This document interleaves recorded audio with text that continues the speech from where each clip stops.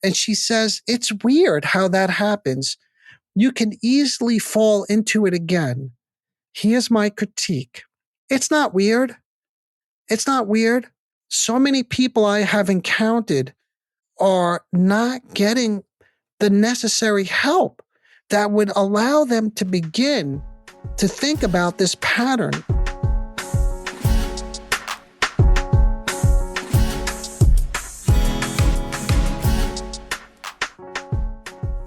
Hello, everyone. Welcome to the Narcissism Decoder, a podcast that's designed to take a comprehensive look at the various facets of narcissism from different psychoanalytic perspectives.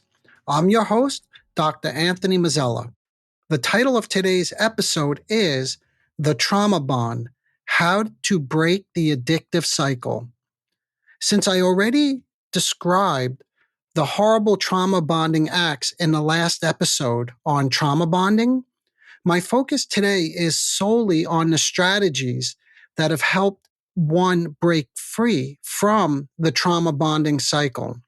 The goal is to explore specific techniques associated with breaking the cycle. And in my opinion, it's essential to explore why certain strategies may not be effective. And then I'll offer insights into alternative techniques that, based on my own experience, I think could be more helpful in the process of breaking free from this addictive cycle.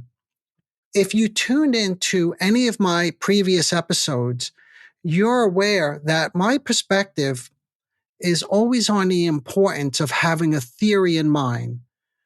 Theory guides technique. In other words, theory guides the strategies that we're going to use to break the cycle. I won't delve into theory today, as I covered that in the last podcast. However, for better context on my critique and its origins, let me provide a brief recap from the last episode. In that episode, we looked at the case of Mary, a woman entangled in a trauma-bonded relationship with her mother, and then her husband, and then her mother again.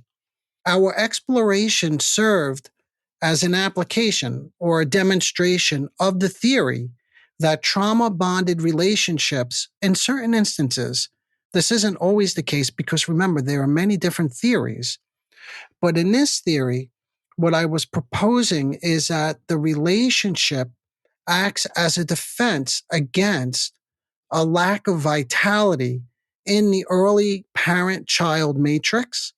And I also said, stemming from this lack of vitality, there's a profound sense of psychic helplessness or hopelessness, perhaps even a deep sense of boredom in some of these individuals, and maybe even an inner sense of deadness. And then finally, the relationship serves sort of in a compensatory way as what I call pathological mourning. In other words, that the individual who gets caught up in these relationships does not have the ability to acknowledge and then recognize a loss. I tried to illustrate how the fight with her mother, the punching in the nose, the complete chaos, I'm using air quotes, those were Mary's words, that it turned into complete chaos. And by the way, as you probably know, many of these relationships turn into complete chaos. All of this is in the service of maintaining an excitement that will keep both herself and her mother, in her mind that is, alive. And they're in it together so that her mother will never again be lost or dead to her. Mary will never have to suffer the excruciating pain of loss. These were all the things that I discussed in much more detail. If you haven't had a chance to listen to that episode, I would suggest you go back and check that out. Although it's not necessary completely, that's why I just wanted to do a little bit of review before we jumped into this episode, just as a way to remind you of some of the reasons why someone might stay in a trauma-bonded relationship. And really just to remind you as well that these reasons, a lack of vitality, right? A sense of hopelessness or helplessness or inner deadness. All of these things are quite complicated. in your quest for solutions, you may turn to the internet, let's say, or do some online research and try to figure out, how do I get out of this trauma bonded relationship? And I did this as well. And what I discovered was that there are many strategies that are offered on, for instance, podcast or YouTube. And some of them sound quite promising, but prove ineffective in breaking the cycle. And that's what I want to demonstrate today. So let me give you a for instance. If you or someone you know is in a trauma bonded relationship, you may have heard that part of the healing is separating from this, what I called in the prior episode, this sadomasochistic relationship. And when you separate, it's really important to keep a record, like journal. You should journal all your thoughts and feelings, like keep track of all the problems in the relationship. And the reason you do this, and by the way, this was frequently suggested when I looked at solutions to get out of these relationships. And they all pretty much said that the goal of journaling is so that when you're tempted to return to this dysfunctional relationship, you can go back and you could read what you wrote. And in other words, that's going to remind you of all that bad stuff. And this will help you get out of a traumatic relationship.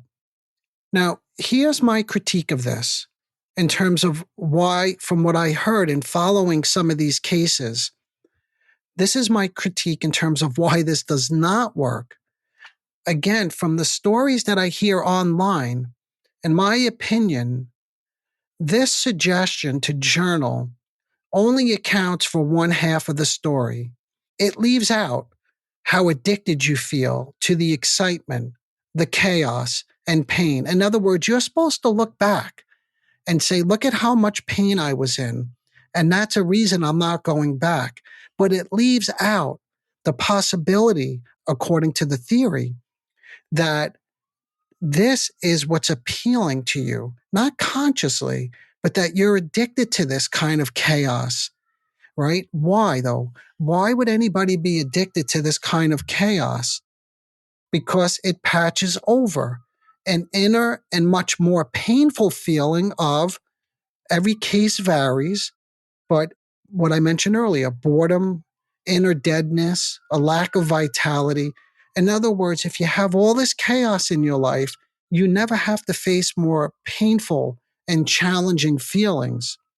The chaos and conflict is what I called pathological mourning, or an inability to mourn the loss of a loved one and really give up that relationship. Separating is uncomfortable. This is also something else that I heard. And all growth is uncomfortable, but that feeling will eventually fade. In other words, it's another suggestion that you should leave the relationship and it will be painful, but that will fade. Here's my critique of that, something for you to think about. If one cannot mourn the loss of the relationship, if they end up leaving, if true mourning does not take place, you may end up depressed. And the feeling may not actually fade, but instead it becomes a persistent weight on your emotional well being. Without genuine mourning, the discomfort of separation may persist, transforming into a prolonged emotional burden if not addressed. Now, I'm just going to digress for a moment because I was listening to another podcast this morning that sort of reflected this in a way. There was this fellow who was reporting that he bought an expensive home and then he lost his job and then he needed to change careers due to an injury. And in his new career, he doesn't have the same earning potential. So, in other words, he cannot afford the home. But he says he doesn't want to sell it. He doesn't want to sell the home. You see, what I'm getting at is loss, giving something up, genuine mourning is really difficult. So Again, my critique is, yeah, this may fade over time, but at what cost and how long and what price do you have to pay if you don't go through a process of mourning? What I'm hinting at is these suggestions, in my opinion, appear somewhat superficial because they overlook the profound level of intoxication experienced by individuals within such relationships. And please keep in mind, these trauma bonded relationships exist for many different reasons.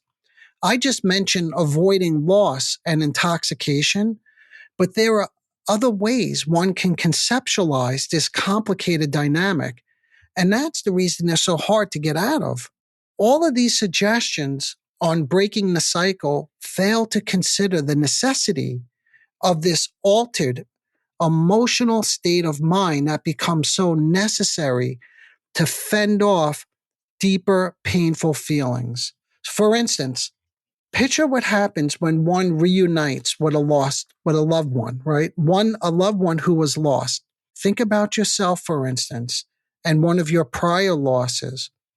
My work with these individuals has revealed that when they reunite, they feel hypnotized, and events with their partner take on sort of a hyper real hallucinatory quality, right? If that makes sense. In other words, it seems like the partner becomes larger and more compelling than reality itself. Like it's almost as if the individual is saying, again, this is what I've discovered when I get close to this. No, it's not that my boyfriend or my girlfriend is gone. On the contrary, I see her now more clearly. I see her more clearly than ever. She's beautiful. It reminds me of this old joke. I don't know. I don't know if this still exists, but sometimes when one drinks too much alcohol, they go out to the bar, they drink too much alcohol. There's this old joke that they put on the beer goggles. What are beer goggles?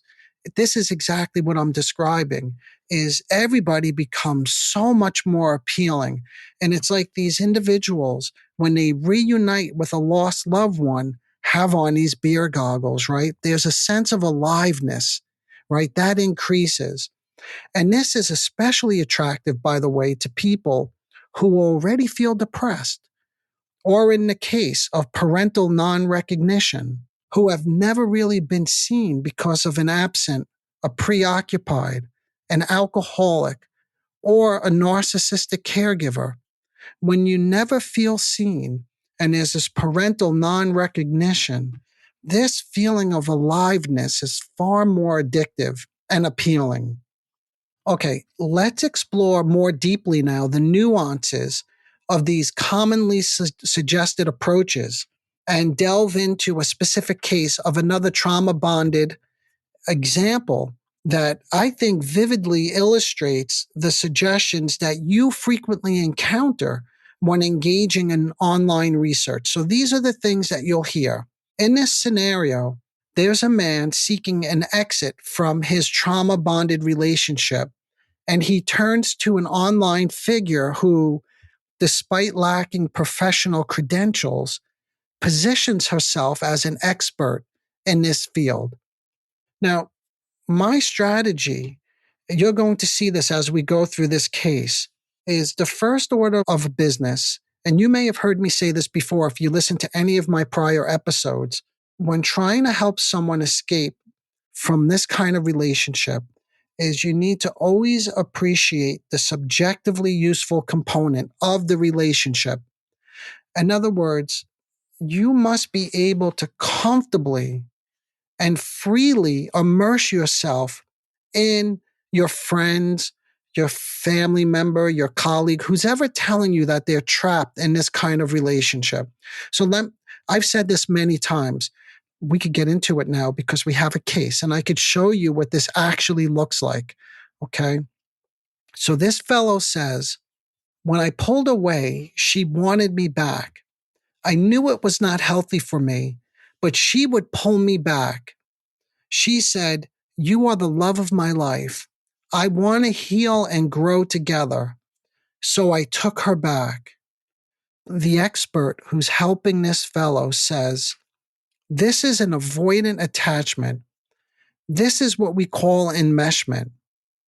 It can make a person obsessed. It could make a person addicted. I understand how that happened. It happens to all of us. In other words, she's reassuring him that she understands why he was pulled back into this relationship. But what a manipulative hook. She did this to you. Now, what I would have done in this case is when she said, "You are the love of my life. I want to heal and grow together with you." What I would do is I would say, "What did you imagine? What were you thinking when you heard her say that? Did you begin to picture a life with her? What did that life look like?" And then I would listen closely because it's possible that he may assume that he can omnipotently repair her, or somehow she's converted into what? A more loving, accepting person. In other words, a person that he is so desperately and obsessively seeking. So you see what I'm doing by getting closer to this. I'm trying to understand it from his perspective. And we begin, perhaps, it depends what unravels here, but what I typically hear is this is what we call omnipotence, right? That somehow this relationship is going to be repaired, or he will repair her and he'll finally get everything that he's looking for. Okay. Some months later, he tried again to break off the relationship, but he gave her an ambiguous message. He said, maybe we should break up. That's what he said. And the woman, again, the expert said, but you're dealing with a vampire. If you want no contact, oh, by the way, that's another common suggestion, right? And I'm sure for those of you who have done some research on breaking this cycle or breaking out of a narcissistic relationship, no contact is always the suggestion. You hear this quite frequently. So that's what she says. If you want no contact, you declare it. You don't ask for no contact. You generate your own power. Okay, here's what I would have done. Can you go over that again with me? What was it you said to her? Right? That's the part about maybe we should break up. What sort of message do you think you gave her when you said maybe we should? And I would try to engage his curiosity, and I would try to help him begin to think about his own ambivalence here, if there's some ambivalence. Can you hear? I don't know if you can hear this. In my approach, I'm not telling you, right? I'm not telling him, I'm not telling you if you're someone who's stuck in this kind of relationship to have power. This is like telling a grown adult they should have firmer boundaries. And I spoke about this in episode 1 of this podcast series. Of this podcast, I'm sorry, in episode 1, the first episode, I demonstrated how telling a grown adult to have firmer boundaries does not work. I was looking at another one of these examples with another proclaimed expert who advised his patient to have firmer boundaries. And she went off and got back with this, what they called like narcissistically abusive boyfriend. And she said, I lost it. I was right back with it. Like, in other words, they didn't use this language, but she was back in the trauma bond. They were fighting. So if you're looking for help on getting out of this kind of relationship and someone tells you about healthy boundaries, you really have to question, how is that meant to help me? Because you most likely know this already. You know that you need healthier boundaries. And of course, you know that would be helpful. But on the other hand, that doesn't mean you can do it. And then the question becomes, why can you not do it? And if you know somebody who's in this kind of relationship, the same question goes, right? This is the sort of stuff that if this was a good friend of yours, this is what you would talk to them about. So let me keep going on. She sends a selfie from her first day back at school to him, and he typed back, "You look good, but please, no contact. So she says to him, again, this is the proclaimed expert. She says, you need to get a restraining order. And she focused on the behavior of the woman. She's hooking you back in. This is not love. There's nothing about this that is love. She flooded you with text messages. Okay. That's her intervention. What I would have done is I would have said to him, what happened? What compelled you to send that text message to her? What was going on? What was going on in your mind when you responded back and said, please, no more contact, while you are actually contacting her? See, that's a little bit of a confrontation. But in my opinion, if done with tact and timing, that's much better than attacking the woman, attacking his girlfriend. Eventually, from my experience, when I do this sort of stuff, what I begin to uncover is, despite expressing the need for no contact, he is in what I would call in my field, he's in a psychological conflict. This is what we call inner conflict. His behavior suggests an internal struggle between his conscious decision to maintain the distance and an unconscious desire for connection or affirmation or excitement, or to not give her up, not to go through the mourning process. Now, this ambivalence might stem from many different things. And who knows what it is? This is why you need to get closer to it.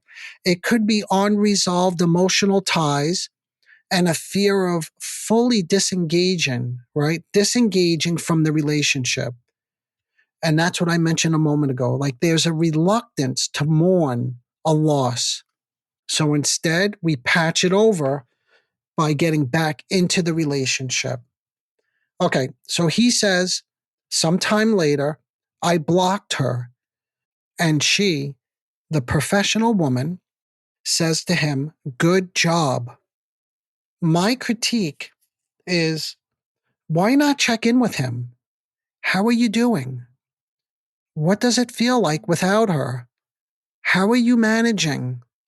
All of this went unexplored. Now, you see, when the iron is cold, and that's the best time to strike, not when the iron is hot, I may slowly begin to help him begin to think about how he is pursuing an alluring or appealing or tempting but rejecting person, an exciting yet frustrating person. That's what he's doing. And again, leaning on some theory just for a moment, this may be about a need for stimulation and excitement, a need for chaos, to, like I said a moment ago, to ward off the depression. But who knows? You see, that's the whole point. We don't know how he's feeling, right? We do not know how he's feeling and how he's doing now that he blocked her. All she says to him is, good job. And that's it. So then, after a few more weeks, he says, I sent her a letter. And she says, again, the proclaimed expert, oops, you had a relapse. You reached out to an abusive, toxic person.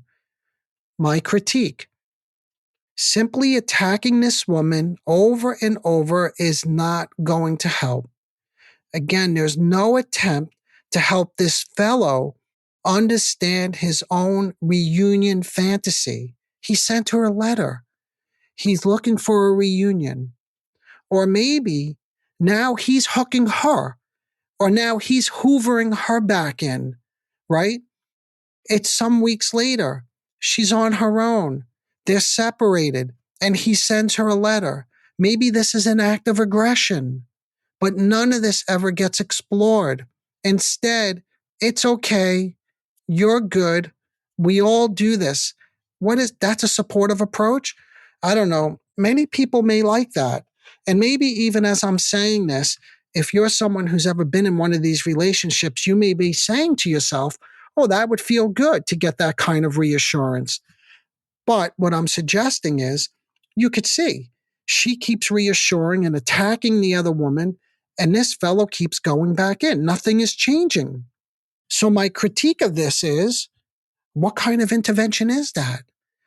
Right? I mean, you could have a good friend maybe that would tell you something like that. How is that really supposed to be helpful to this guy? In fact, I would even go as far as to say that kind of comment may even be invalidating. What if he does not feel like he's quote unquote good? And you're telling him he's good, right? But maybe he doesn't feel good. But he can't let go.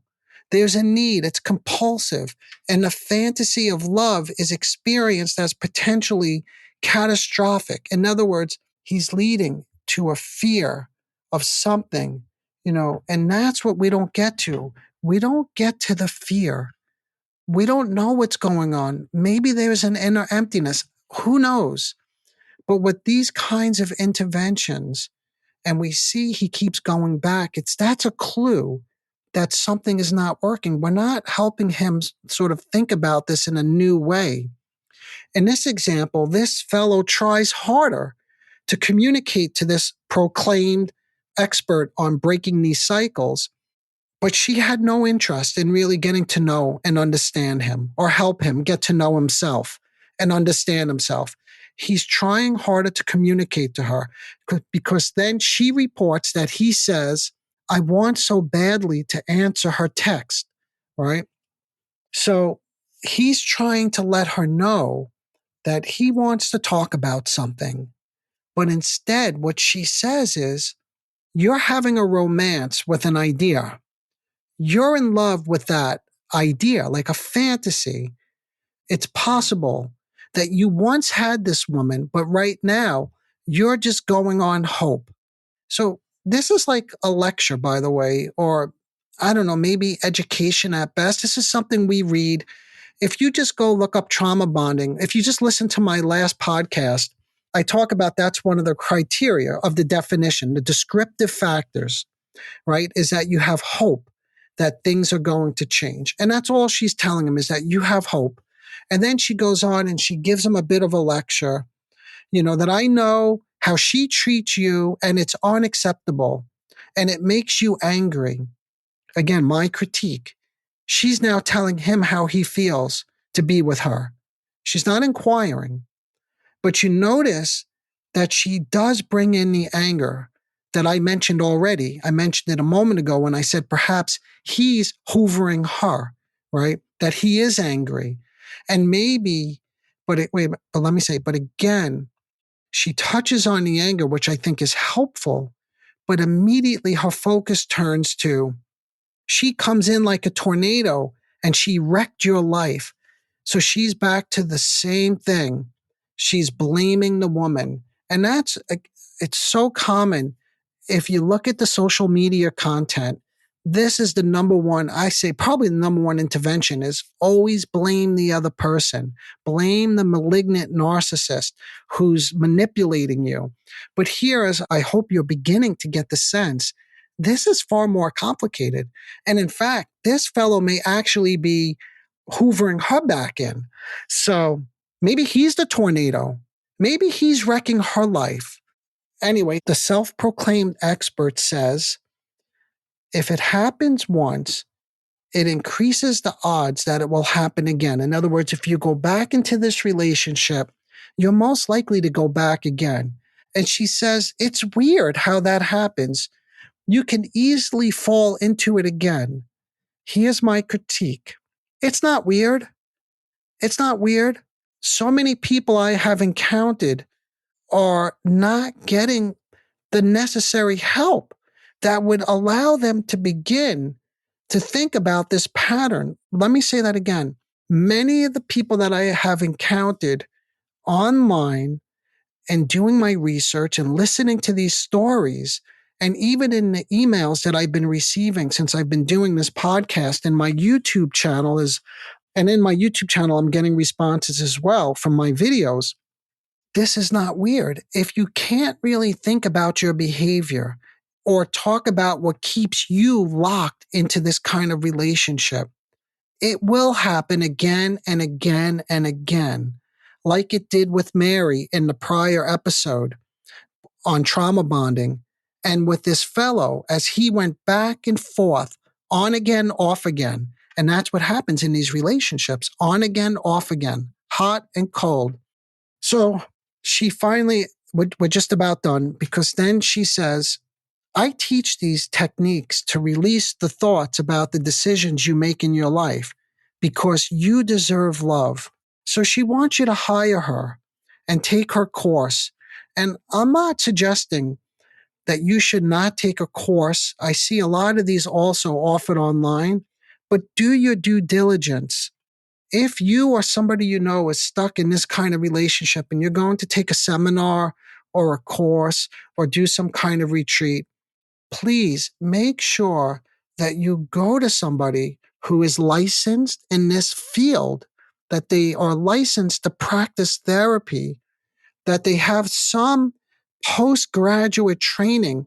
In other words, many people can get licensed, but in a master's program, in a doctoral program, you learn a little bit about how to do therapy, but you're learning many other things at the same time. You want somebody who's done specific training and has experience in this kind of working with this kind of trauma, working with narcissism.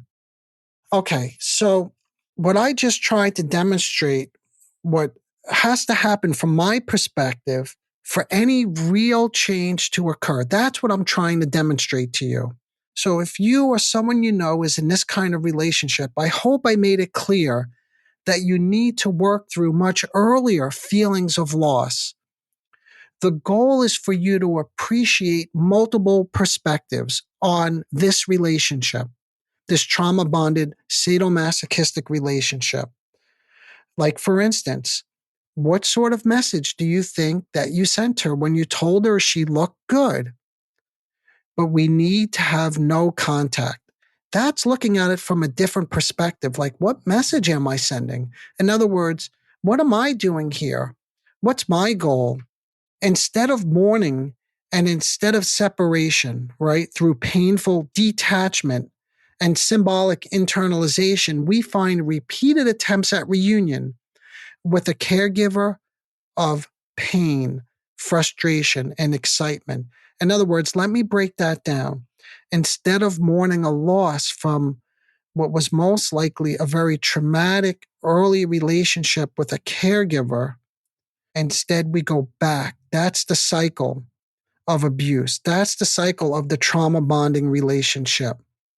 In psychoanalytic terms, what I'm trying to suggest, this is how we would say it, this must be analyzed and worked through before enduring change can take place. In other words, there needs to be some analysis here and some working through if we expect that anything is going to change. Support alone, support is nice and it has its place, but support alone is not a proven effective technique. It requires looking at your own desire to pursue someone who is not genuinely available and looking at the hope that you will change them. That's what I call the omnipotence before. Anyway, but you may be saying at this moment, this sounds like a lot. Like, this is going to take some time. And this is why treatment, psychotherapy treatment with a professional, like I mentioned before, who is licensed and has experience working with personality disorders is so important and necessary, in my biased opinion. Okay, so there you have it, folks. That's my biased opinion because, of course, I'm a trained psychoanalyst.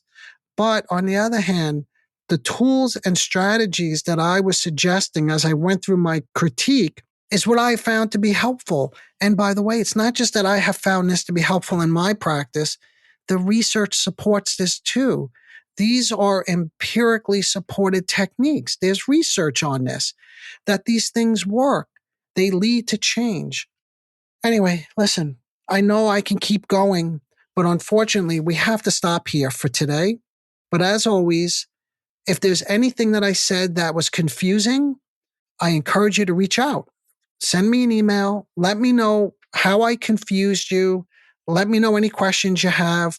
Let me know any comments that you like to make. I'll certainly respond to your email, and I may even pick it up in the next episode. These are really complicated processes. I hope I didn't confuse you too much or stir things up too much today, but in a way, I do hope I helped you begin to think about this from a slightly different perspective in terms of what will break this cycle and what will lead to lasting change. Until next time, engage your mind.